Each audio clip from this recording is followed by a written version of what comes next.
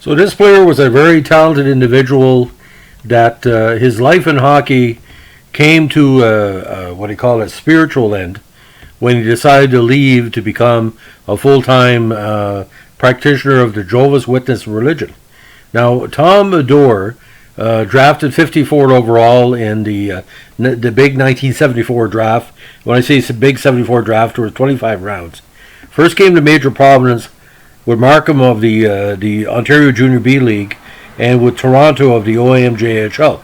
He won a cup with the Marlborough that year and decided to sign as an 18-year-old underage free agent by Cleveland in August of 1973.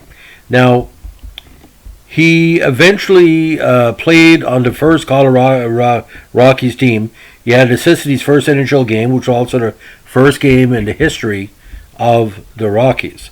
Now, a very strong defenseman, he was eventually traded by Colorado to Pittsburgh in exchange for Dennis Ochar on December 2nd, 1977. Now, he was left unprotected by Pittsburgh for the 79 NHL expansion draft, and although he had retired 1 year earlier to become a full-time Jehovah's Witness, Pittsburgh still owned his NHL rights.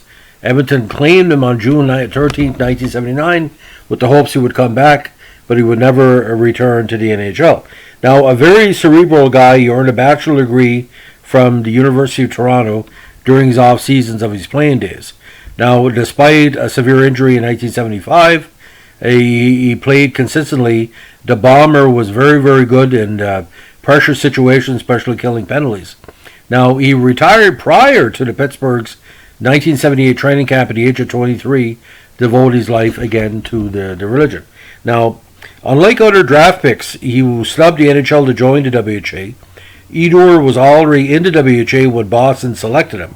Now, when Cleveland coach Johnny Wilson got the head coaching job in Colorado, he pushed for the Rockies to acquire Edur.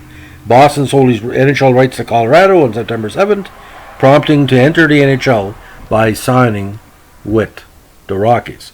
Now, according to published reports, he eventually served as a branch committee member for the religion's Estonia headquarters, which is still quite active from what I hear. Now, in the WHA with the Crusaders, 3 very consistent seasons. He had 38 points his rookie campaign, 23 in the 75 season, and 35 in 1976. With Colorado, we had 32 points in 77 and a combined 10 goals and 45 assists for 55 points in 78. So I have to respect anybody that gives up their profession to take up religion full time. You know, we always joke about Little Richard giving up rock and roll to missionary quite a bit, but I know many Jehovah's Witnesses across New Brunswick and Canada. The people are very dedicated to religion. He chose a spiritual path, and he was only a young guy at 23. So at age 23, and most times you know what you want in life, and he wanted something much better than hockey. But it's a case of he could have had a long career in the NHL because there's a very fluid defenseman. I saw a few games with Colorado when you're the best defenseman with Colorado in that early years. It really, really stands out because, and ironically, his last hockey card doesn't really say why he retired, but if you can find it and collect it, actually it has a little bit added value for collectors because not too many people have hockey cards of a 23-year-old player who says now retired, because it didn't explain why he retired. Now you know. So WHA totals 96 points in 217 games. NHL totals 87 points in 158 games, including 17 goals. Thanks for listening. Bye.